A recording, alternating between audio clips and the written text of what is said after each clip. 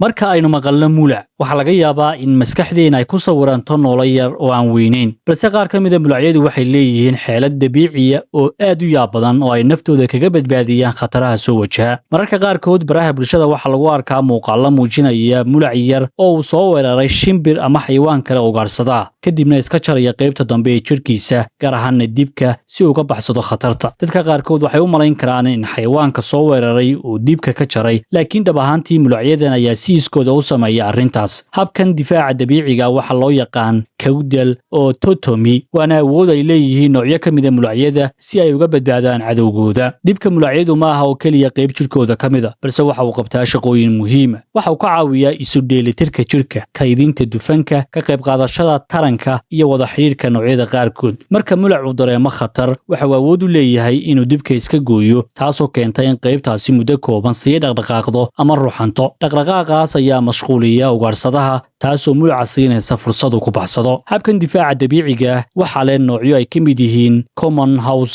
gecko mediterranean house gecko green anoil five lined skink hase ahaatee dhammaan mulacyadu ma laha awoodan noocyo waaweyn sida common dragon nile monitor iyo beady dragon ma isticmaalaan habkan difaac waxaa kaloo yaab leh in dibka dambe ee ay mulacyadu iska jaraan uu dib u soo baxo muddo kadib maadaama ay leeyihiin unugyo koritaan oo ka qayb qaata dib u soo celinta qaybta ka goday ee jirkooda ugu dambayn guud ahaan mulacyadu waxay ka mid yihiin noolayaasha lafdhabarleyda ah kuwaasoo ku noolaada biyaha iyo berrigaba sidoo kale waxay leeyihiin qaar leh logo iyo qaar aan lahayn labadaba sidoo kale waxay qaarkood dhalaan beed halka qaar kalena ay dhalaan noole iyaga weeg adduunkana waxaa laga helaa ku dhowaad 7,000 nooc oo mulciya ah